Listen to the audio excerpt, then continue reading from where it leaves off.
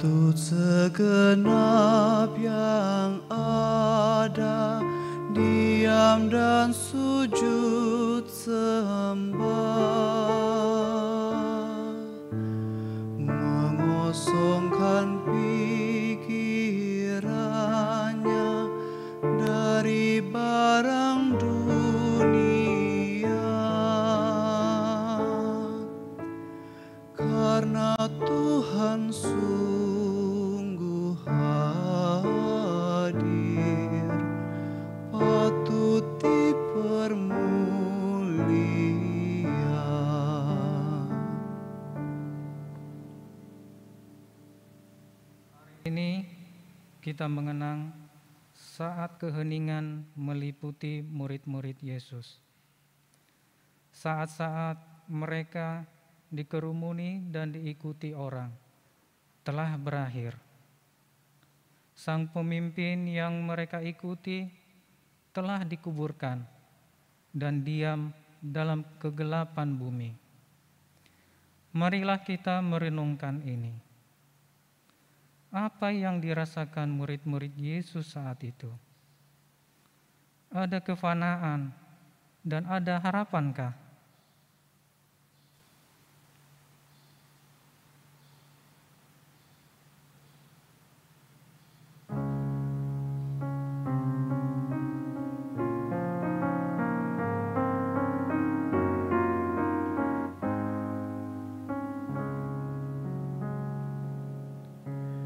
Di heningnya malam ini, tulus dan rendah hati, bertelut berdoa padamu. Inilah bisik kalbu. Apa yang aku miliki, tubuh dan jiwa ini, ku serahkan hanya padamu, korban persembahanku. Walau ku berdosa, walau ternoda, tetapi darah yang kudus telah sucikan diriku,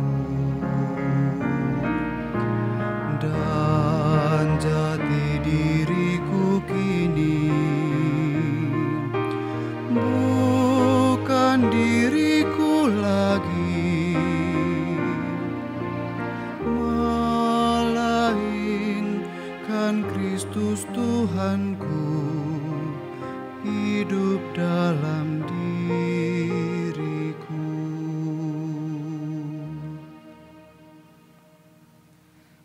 Mari kita berdoa.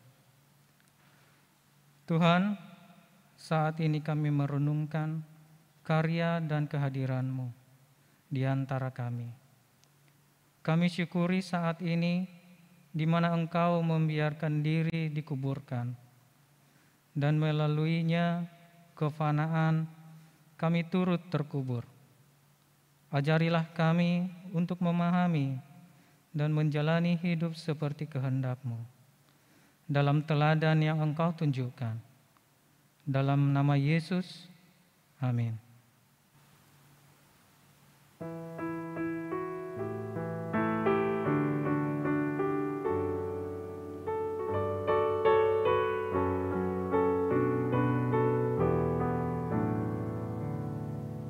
Ku bersedih karena tekanan dosa, dan jiwaku terkungkung dalam gelap. Kini berikan damai dan sentosa, lahirkan diriku dan dosa pun lenyap.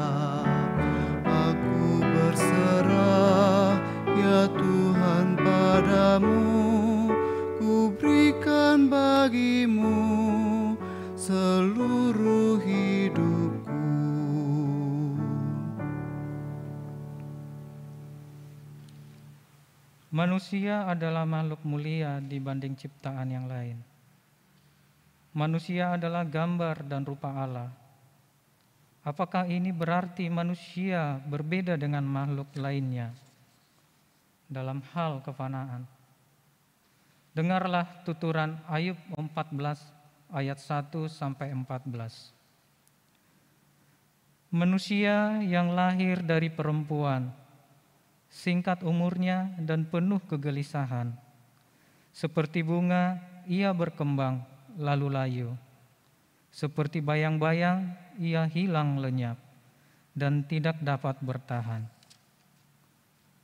Masakan engkau menunjukkan pandanganmu kepada orang seperti itu dan menghadapkan kepadamu untuk diadili? Siapa dapat mendatangkan yang tahir dari yang najis? Seorang pun tidak. Jikalau hari-harinya sudah pasti dan jumlah bulannya sudah tentu padamu, dan batas-batasnya sudah kau tetapkan, sehingga tidak dapat dilangkahinya, hendaklah kau alihkan pandanganmu daripadanya, agar ia beristirahat, sehingga ia seperti orang upahan dapat menikmati harinya. Karena bagi pohon masih ada harapan. Apabila ditebang, ia bertunas kembali, dan tunasnya tidak berhenti tumbuh. Apabila akarnya menjadi tua di dalam tanah, dan tanggulnya mati dalam debu, maka bersemilah ia, sehingga setelah diciumnya air, dan dikeluarkannyalah ranting, seperti semai. Tetapi bila manusia mati, maka tidak berdayalah ia. Bila orang binasa, di manakah ia? Seperti air menguap dari dalam tasik, dan sungai surut dan menjadi kering. Demikian juga manusia berbaring dan tidak bangkit lagi. Sampai langit hilang lenyap, mereka tidak terjaga, dan tidak bangun dari tidurnya. Ah, kiranya engkau menyembunyikan aku di dalam dunia orang mati. Lindungi aku sampai murkamu surut, dan menetapkan waktu bagiku. Kemudian mengingat aku pula. Kalau manusia mati, dapatkah ia hidup lagi? Maka aku menaruh harap selama hari-hari pergumulanku, sampai tiba giliranku.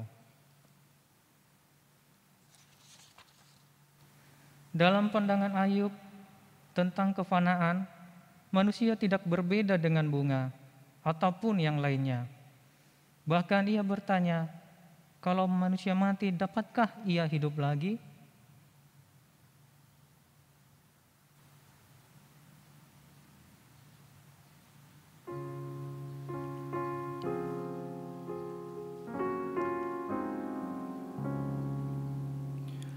Jikalau Tuhan tidak menebusku, dan Tuhan tidak tak memimpinku, hidupku tak tentu dan langkahku sesat. Marilah ya Tuhan pimpin anakmu. Marilah ya Tuhan pimpin anakmu.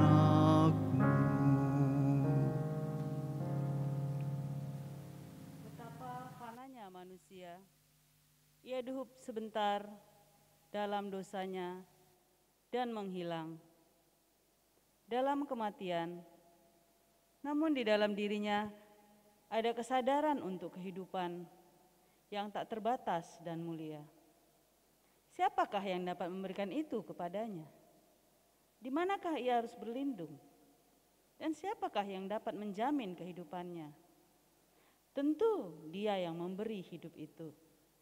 Demikianlah pemazmur mengungkapkannya di dalam Mazmur 31 ayat 2 sampai 5, dilanjutkan ayat 16 sampai 17. Padamu Tuhan aku berlindung, janganlah sekali-sekali aku mendapat malu. Luputkanlah aku oleh karena keadilan-Mu. Sendingkanlah telinga-Mu kepadaku. Bersegeralah melepaskan aku. Jadilah bagiku gunung batu tempat perlindungan, kubu pertahanan untuk menyelamatkan aku. Sebab Engkau bukit batuku dan pertahananku. Dan oleh karena nama-Mu, Engkau akan menuntun dan membimbing aku. Engkau akan mengeluarkan aku dari jaring yang dipasang orang terhadap aku. Sebab Engkaulah tempat perlindunganku. Masa hidupku ada dalam tangan-Mu. Lepaskanlah aku dari tangan musuh-musuhku dan orang-orang yang mengejar aku. Buatlah wajah-Mu bercahaya atas hamba-Mu. Selamatkanlah aku oleh kasih setia-Mu.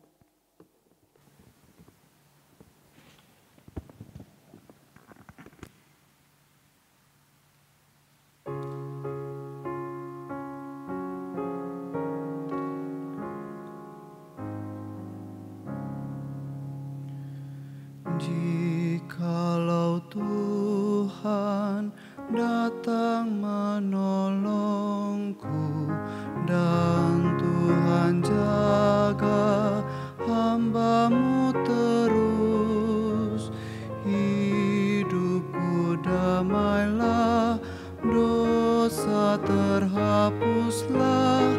Marilah ya Tuhan rangkul hamba-Mu. Marilah ya Tuhan rangkul hamba-Mu.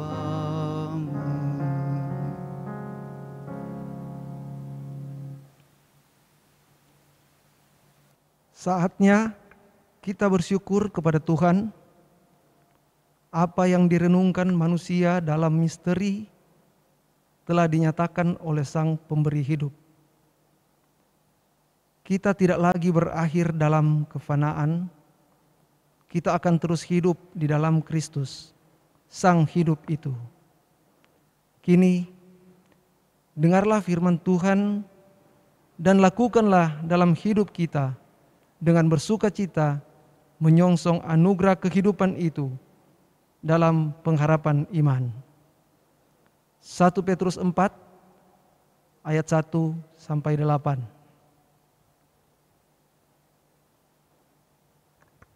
Jadi, karena Kristus telah menderita penderitaan badani, kamu pun harus juga mempersenjatai dirimu dengan pikiran yang demikian. Karena barang siapa telah menderita penderitaan badani, ia telah berhenti berbuat dosa. Supaya waktu yang tersisa jangan kamu pergunakan menurut keinginan manusia, tetapi menurut kehendak Allah. Sebab telah cukup banyak waktu kamu pergunakan untuk melakukan kehendak orang-orang yang tidak mengenal Allah. Kamu telah hidup dalam rupa-rupa hawa nafsu, keinginan, kemabukan, pesta pora, perjamuan minum, dan penyembahan berhala yang terlarang. Sebab itu mereka heran bahwa kamu tidak turut mencemplungkan diri bersama-sama mereka di dalam kubangan ketidaksenonohan yang sama, dan mereka memfitnah kamu. Tetapi mereka harus memberi pertanggungan jawab kepada Dia yang telah siap sedia menghakimi orang yang hidup dan yang mati. Itulah sebabnya maka Injil telah diberitakan juga kepada orang-orang mati, supaya mereka sama seperti semua manusia dihakimi secara badani, tetapi oleh Roh dapat hidup menurut kehendak Allah. Kesudahan segala sesuatu sudah dekat. Karena itu, kuasailah dirimu dan jadilah terang, jadilah tenang, supaya kamu dapat berdoa. Tetapi yang terutama, kasihilah sungguh-sungguh seorang akan yang lain, sebab kasih menutupi banyak sekali dosa.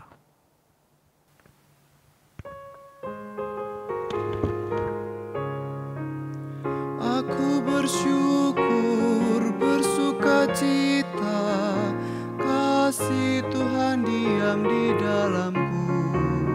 Aku bersyukur, bersukacita, kasih Tuhan diam di dalamku.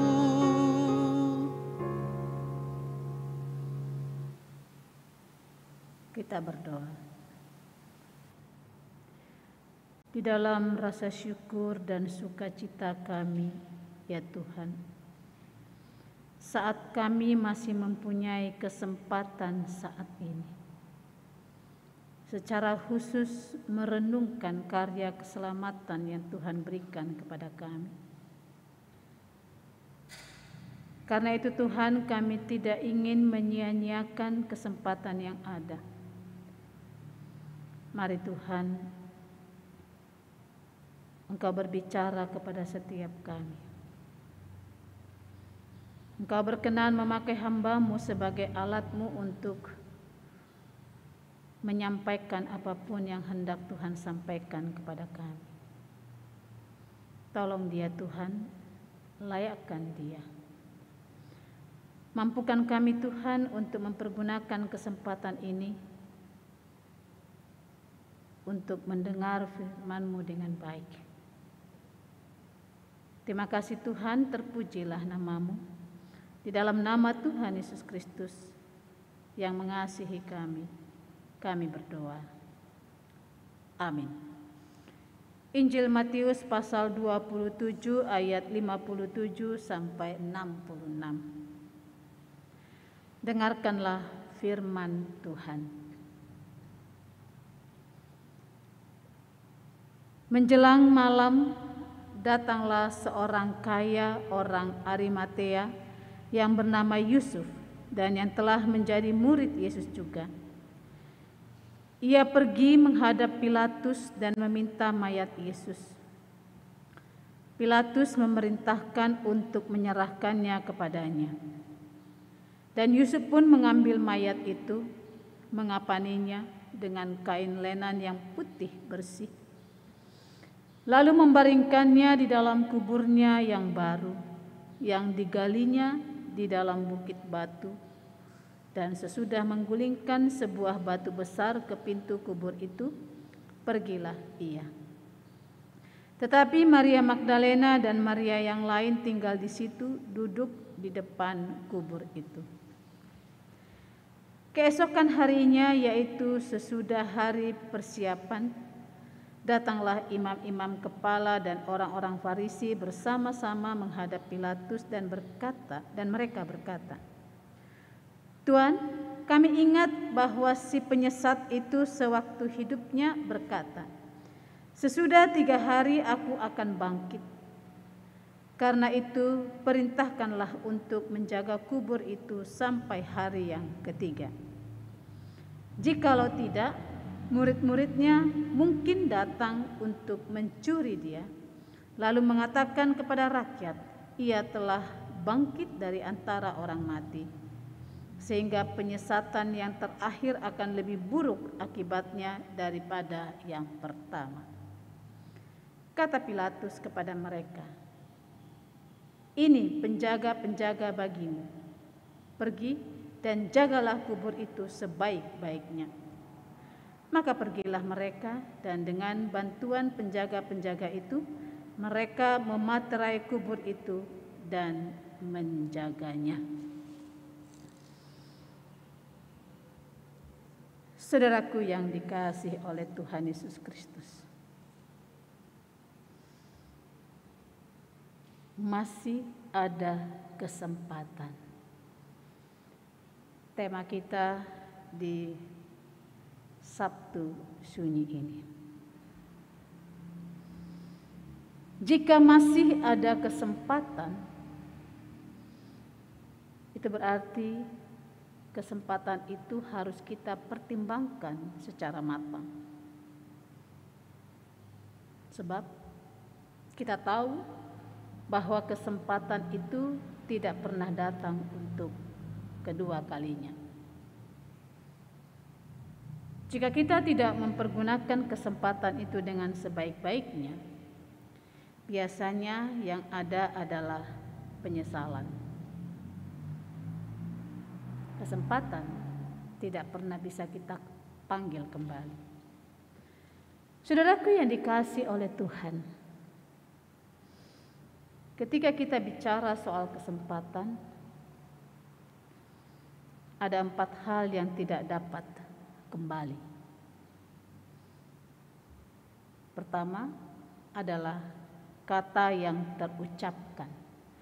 Kata yang terucapkan itu tidak mungkin bisa kembali lagi. Anak panah yang terlepas, masa lalu dan kesempatan yang kita sia-siakan.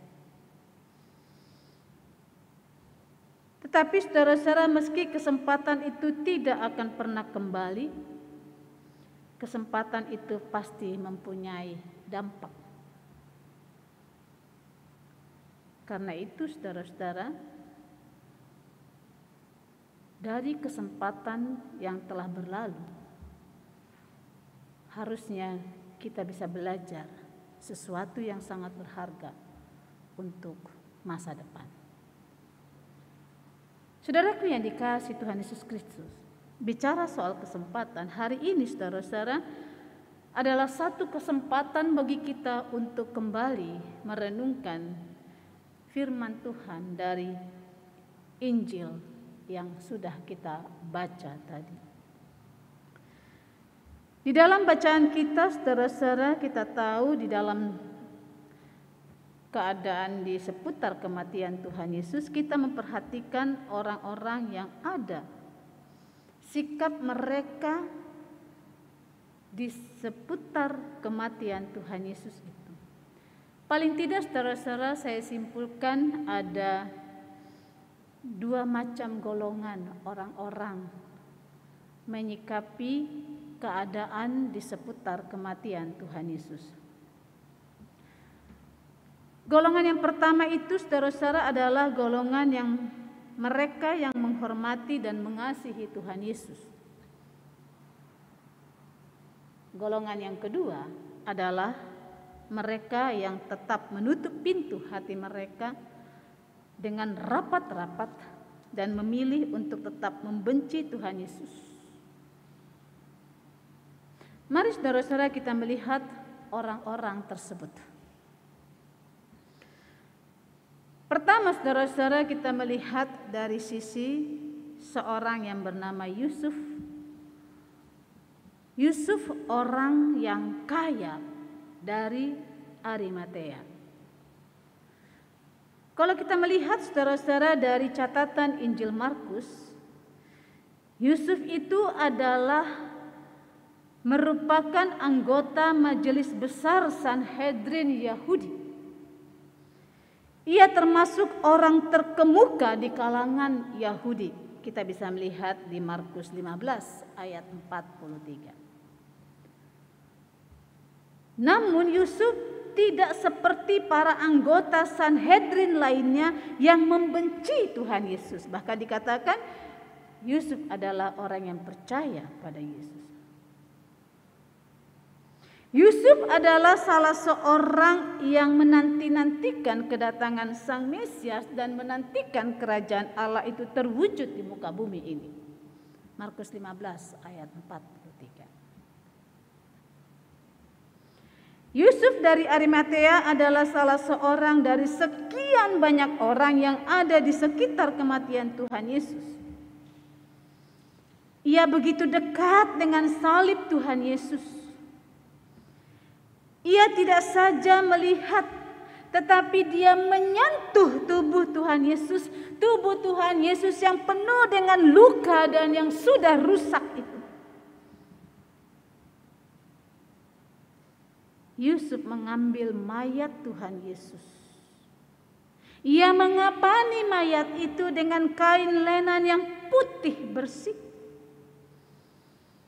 Lalu ia memberikannya di dalam kubur yang baru, yang digalinya di dalam bukit batu. Kubur itu adalah di tempat tanah yang dia punya. Dan sesudah dia menggulingkan batu besar ke pintu kubur itu, barulah dia pergi. Yusuf adalah saksi mata. Saksi mata atas perlakuan banyak orang, para petinggi terhadap proses peradilan yang tidak adil. Yusuf melihat semua penderitaan Tuhan Yesus.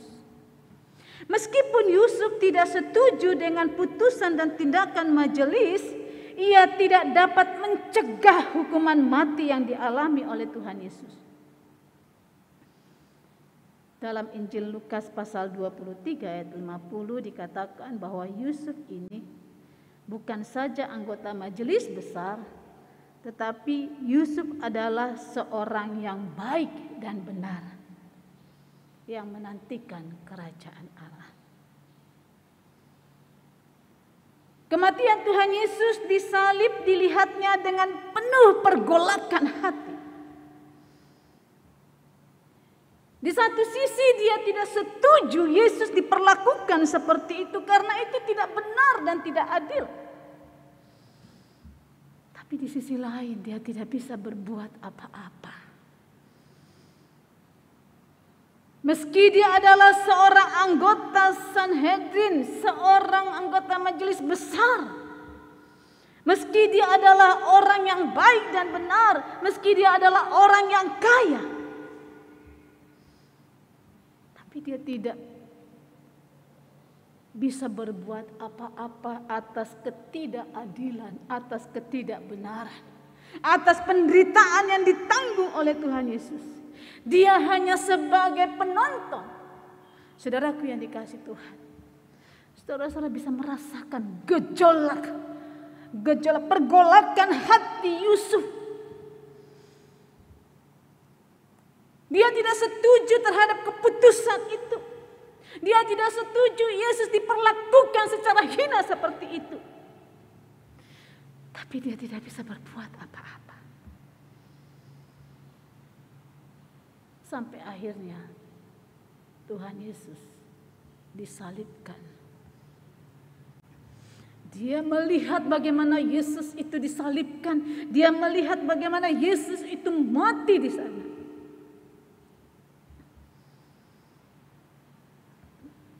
Saat Yesus sudah mati, apakah dia pulang dengan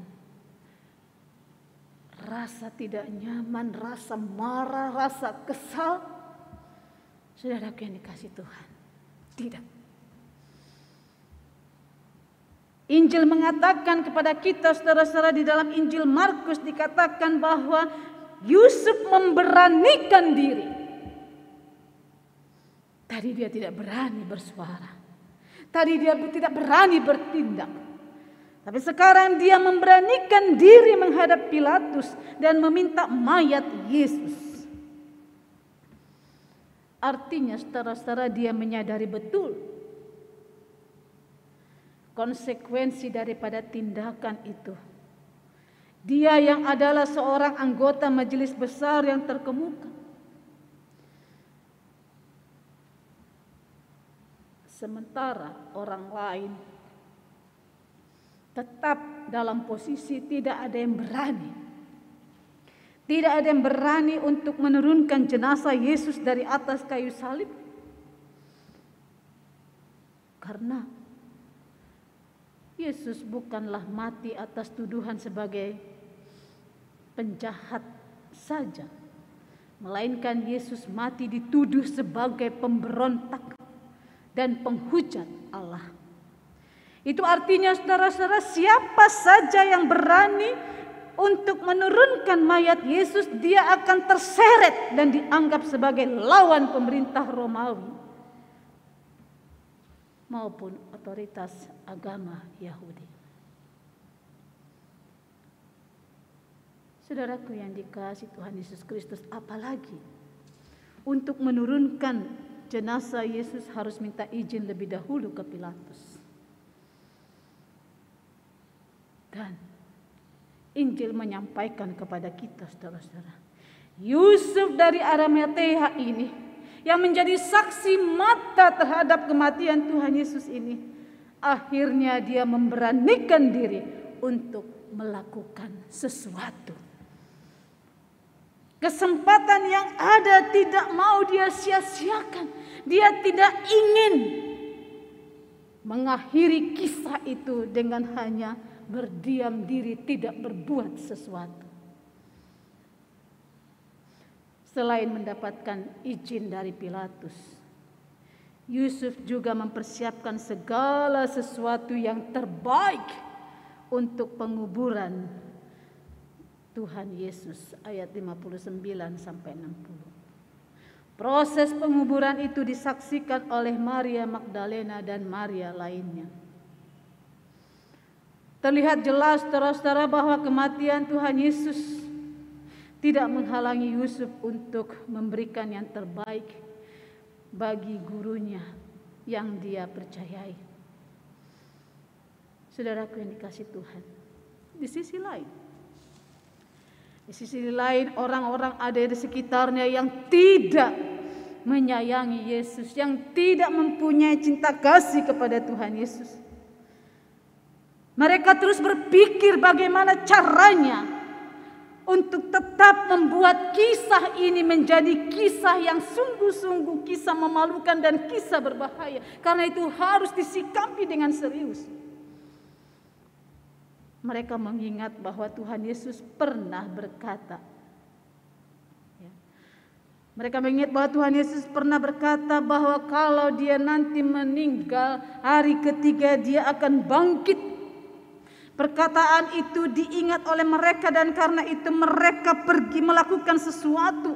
Jangan sampai nanti hari ketiga betul-betul dia bangkit. Kalau dia bangkit itu sungguh-sungguh menjadi sesuatu hal yang sangat berbahaya. Karena itu mereka mengatur strategi baru. Mereka datang kepada Pilatus untuk meminta kubur itu dijaga dengan sangat ketat. Harus dengan penjaga kubur yang kuat. Pilatus memenuhi permintaan mereka. Lihat, meskipun mereka sudah melihat bahwa Yesus telah mati dengan sangat terhina dan sangat mengerikan, kebencian mereka kepada Tuhan Yesus tidak pernah terasa puas. Mereka terus berupaya bagaimana caranya agar apa yang mereka inginkan itu terpenuhi. Dan Pilatus memenuhi permintaan mereka. Pilatus memberikan penjaga-penjaga yang baik untuk menjaga kubur itu. Saudaraku yang dikasihi oleh Tuhan Yesus Kristus,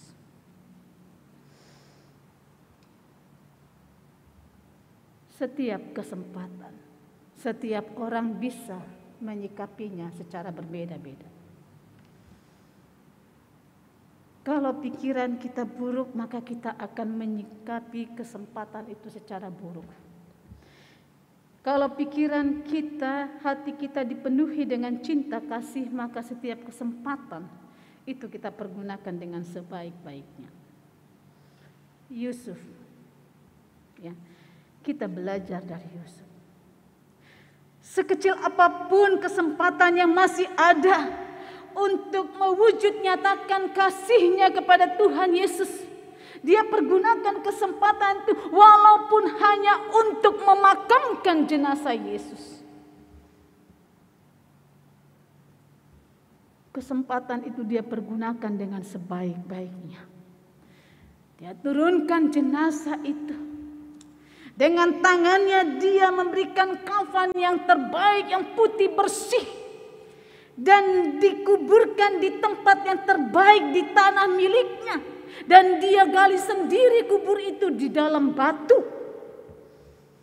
dia pergunakan dengan tangannya. Walaupun hanya untuk jenazah Yesus, tetapi dia berusaha memberikan yang terbaik sebagai wujud cinta kasihnya kepada Tuhan Yesus. Setelah semua selesai, rapih. Ya. Setelah dia gulingkan batu besar itu untuk menutup kubur Yesus, baru dia tinggalkan. Maria, para perempuan yang lain, mereka masih mempunyai kesempatan untuk membuktikan cinta kasih mereka kepada Tuhan Yesus. Mereka duduk di luar kubur Yesus. Begitu cara mereka mengungkapkan cinta kasihnya kepada Yesus. Dari kisah-kisah ini, saudaraku yang dikasihi Tuhan, memberikan pembelajaran yang berharga bagi kita. Meskipun mungkin saat ini sepertinya kita tidak mempunyai kesempatan untuk keluar dari segala persoalan kita. Sepertinya sudah mentok. Tetapi sekecil apapun kesempatan itu, mari kita lihat itu sebagai sesuatu yang sangat berharga.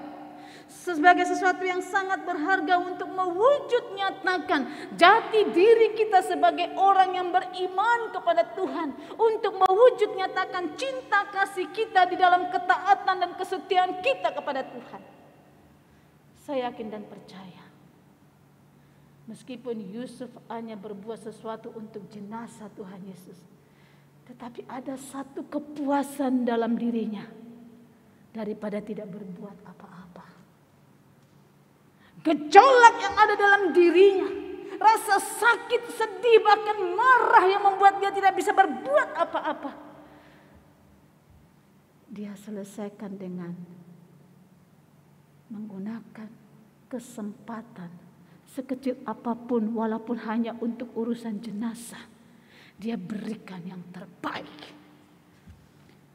Saudaraku yang dikasihi Tuhan, jika saat ini kita masih hidup, itu berarti kita masih mempunyai kesempatan. Mempunyai kesempatan untuk hidup menikmati kasih sayang Tuhan yang sempurna. Menikmati makna pengorbanan Tuhan Yesus Kristus yang disalibkan itu untuk keselamatan kita. Kita masih mempunyai kesempatan untuk menikmati itu. Dan kesempatan untuk menyatakan cinta kasih kita kepada Tuhan lewat ketaatan dan kesetiaan. Cara untuk memuliakan Dia. Sekecil apapun kesempatan itu, jangan biarkan lewat dengan sia-sia. Mari saudaraku yang dikasihi Tuhan, jangan kita seperti orang-orang yang membenci Tuhan Yesus. Ada kesempatan bagi mereka untuk belajar dari apa yang mereka lakukan. Mereka tahu itu adalah sebuah kesalahan, tetapi mereka tidak mempergunakan kesempatan itu untuk berbuat baik, untuk kembali ke jalan yang benar. Kita tidak tahu, saudara-saudara, seberapa banyak kesempatan yang masih ada pada kita. Tapi yang jelas, saat ini, ketika saudara dan saya ada di dalam ibadah Sabtu Sunyi ini memperlihatkan bahwa kita ada kesempatan. Dan mari kita pergunakan kesempatan ini untuk mewujud nyatakan cinta kasih kita kepada Tuhan. Apakah besok kita masih punya kesempatan? Tak seorang pun yang tahu. Esok adalah bagiannya esok.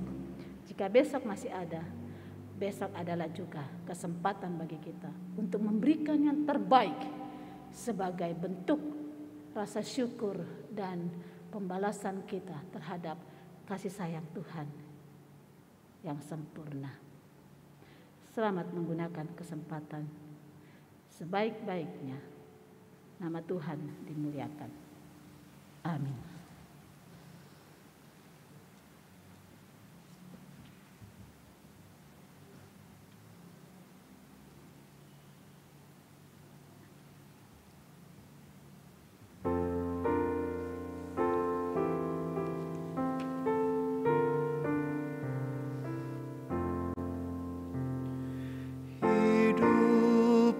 yang jujur hendak ku serah pada Yesusku yang aku sembah. Persekutuan mesra dan kudus ingin ku ikat dengan penebus. Ya Yesus, kau kurbankan darahmu bagiku, ku beri masa depanku dan hidup bagimu. Hatiku ku serahkan menjadi tatamu, ku minta kuasailah seluruh hidupku.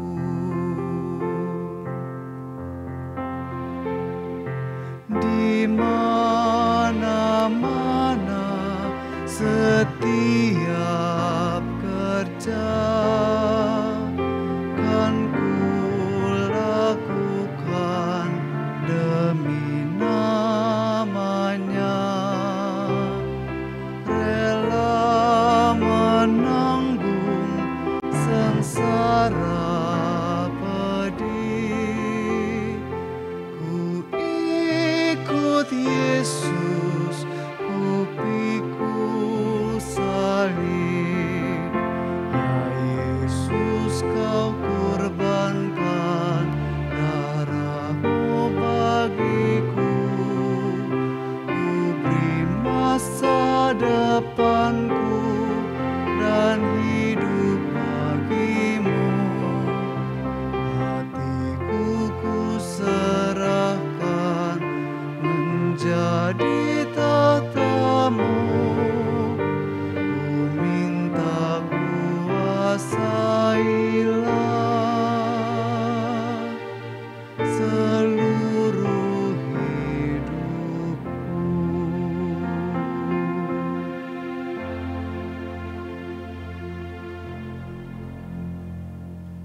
Ya Tuhan,